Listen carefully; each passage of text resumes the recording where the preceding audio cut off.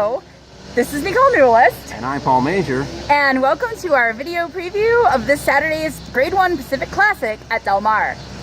Yes, Picks and Ponderings is bringing back video previews. I did mention in a prior post for Picks and Ponderings I was moving into a more limited sideline role with starting graduate classes, but you can't stay away from horse racing for long. Ask Calvin Burrell.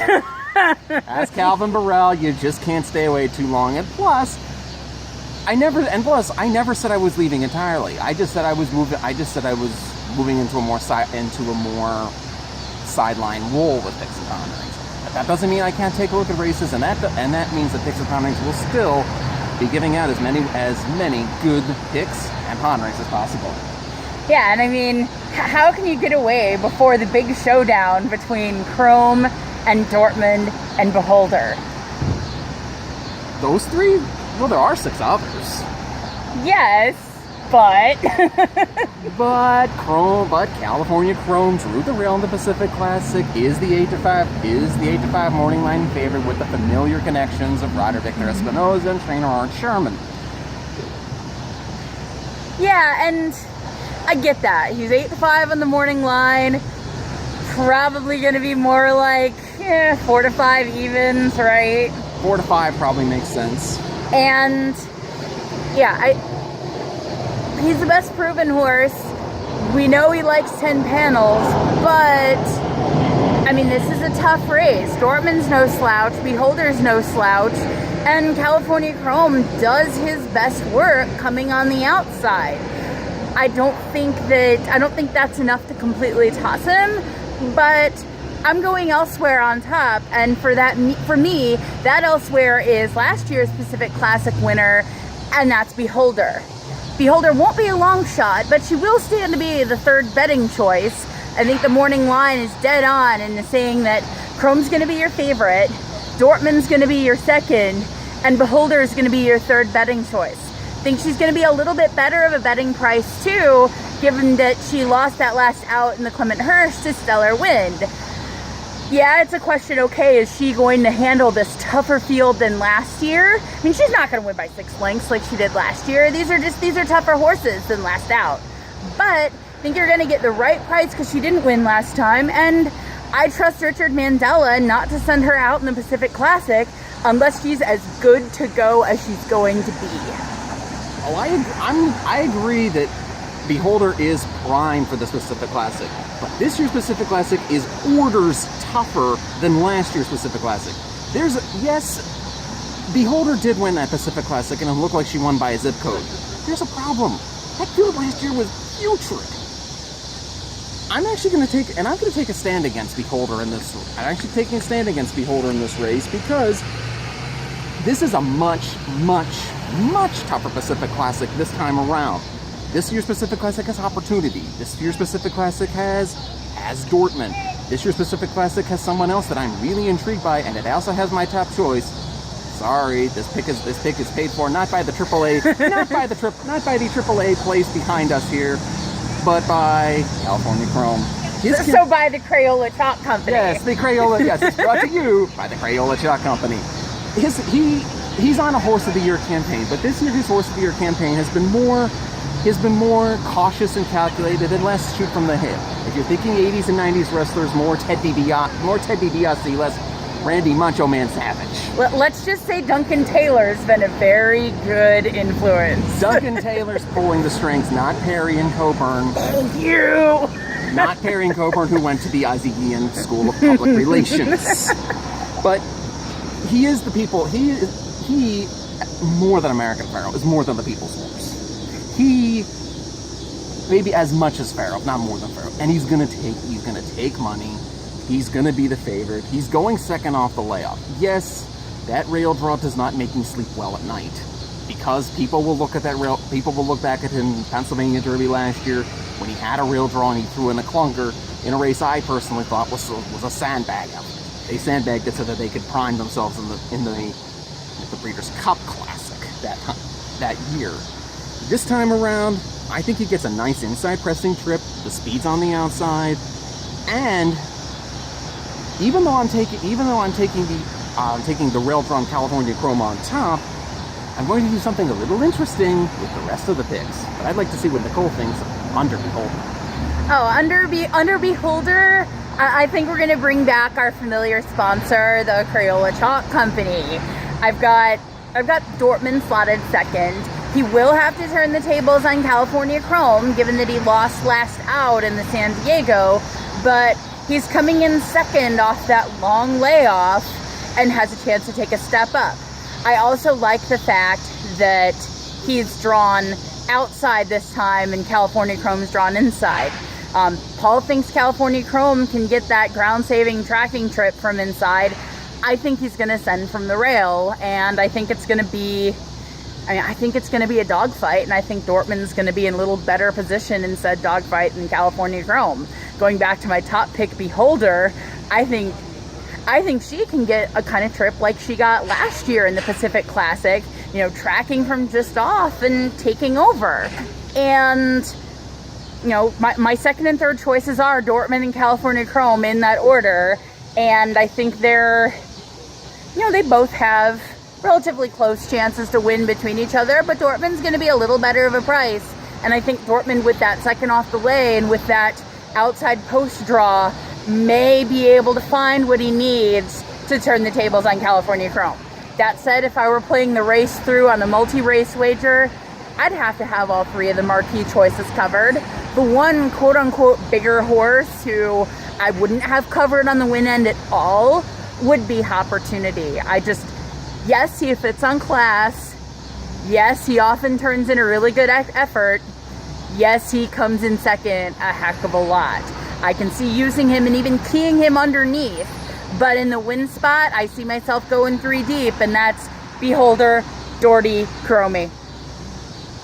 I'm taking a stand against Opportunity because I have never liked Opportunity going 10 furlongs.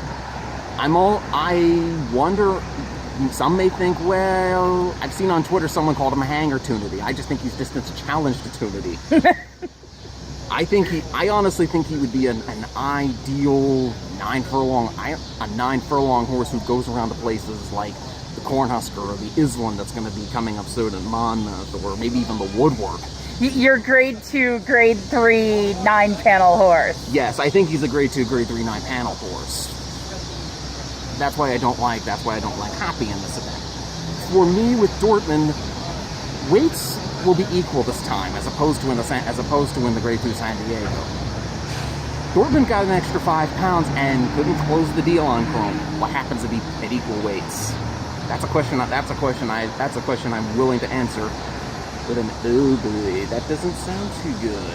And that gets us to Beholder. Sure, Dick Mandel has forgotten more than enough about training than I've learned about training. I mean, he's been doing this way longer than we've been doing. And I think he sandbagged the grade 1 Clementel Hirsch last time against Stellar Win. That said, this race is a litmus test for Beholder. Is she the same Beholder who beat Stellar Wind in the Vanity Mile? Is she the same Beholder who could be a horse of the year candidate? Or is, let's not think it, Beholder at the end of her long, amazing string of grade 1s, going back to her 2-year-old year? It's a tough question to ask, and as such, I'm looking at using Chrome, but discarding the other logical horses. So Hoppy, bye. Dortmund, no. And Beholder, no. No way, Holder. I'm still using Chrome on top, but it's more in the case of turning Nicolle's tripleton into a singleton. That's totally fair, but what about those underside? You got some long shots for us? Ah, yes, I've got some long shots. No, I'm not going to pick War Story at 30-1 for the Luch connections, even though they'll probably spout off on Twitter about how they're in it to win it and use all kinds of lottery cliches. Well, yes, he's as much of an ice cold lock as Weaver's ice cold was at Arlington. Don't you understand? Look, as I said in my Kentucky Derby preview last year, I've heard better war stories about Shelbyville and onions in your pocket. So who are you going with, Paul? I'm going with Dalmore, who was brought to you by the same people who brought you Exaggerator! A curling. Yes. But Dalmore is not a curling baby. Dalmore is not a curling baby. Dalmore is a Colonel John baby, and Colonel John did A-OK at 10 furlongs. He won a Travers. So every deputy's a fine broodmare. So that's a check. That's a check mark in the pedigree area. There's also the idea that Dalmore is taking on elders. What a concept! Because ever since looking at Lucky's Indiana Derby, there has been zero impetus to take on elders. Zero! No reason to do it when you have races like the Pennsylvania Derby, when you have races like the Pennsylvania Derby, and before the Indiana Derby, where 3-year-olds could go against elders. So why is Dalmore in the Pacific Classic? Why is he not in the Travers? Okay, Exaggerator's in the Travers. Why is he not in the King's Bishop? Why is he not in the Smarty Jones, which is the local prep to the PA Derby? Why is he not training up to the PA Derby? Keith DeSormo is up to no good, and we're going to snuff him out here with Dalmore, who threw the 9-hole, 20-1 on the morning line. The DeSormo brothers, Ryder Kent, trainer Keith, it's the same humans as Exaggerator. He won the Grade 3 at Affirmed last time at Santa Anita. Affirmed, yes. And yes, he won that grade 3 race at Santa Anita. I'm giving him points for an ambitious try at taking on elders, and I'm gonna give him a pass for the Grade 1 Wood, which was over a sloppy surface, and yes, people say it's his only time shipping. He doesn't need to ship. This is San Diego. He's not going across the country to Queens. And also, he's 3. There's a shot he's just become better between the Wood and here. And he's gonna get weight. Because of the fact that we use scale, because we're using scale weights here. He's going to get weight from all the other elders, just as Beholder gets weight for Pretender. Exactly. So, I mean, you're gonna get the right price to do it. So I can't talk you off Dalmore there. I like Dalmore as an underneath horse. Another horse I like underneath is number 4, Hard Aces, who won the Hard Aces last time. Set a dawdling pace in the Grade 3 Cougar the second, going 12 panels. If Beholder and Chromie and Dortmund all decide to outthink each other and flinch, Hard Aces probably controls the speed, going about 49.50 for the half and 1:15 for 3/4, and just kind of lollygags along. Kind of what he did in the Cougar the second. Somehow I doubt that's gonna set up, but fortunately that's not Hard Ace's only game. That's not Hard Ace's only game. Considering he's been a nibbler against these types, and he's made some closing runs before. Consider the 2015 Grade 1 Gold Cup at Santa Anita. So he can work from. So while he got the lead nobody wanted in the Cougar the second, he can at least work off the pace, and that's a plus point. Plus he's not hot. Plus he's not Hoppy. He's not Doherty. He's not Beholder, and I'll easily get double-digit morning line. Yeah, I have to echo what Paul had to say. I think it's far more likely that Hard Aces comes in from off the pace, just because the top-notch horses do have so much speed, just because I do see Chrome sending from the rail, but he fires.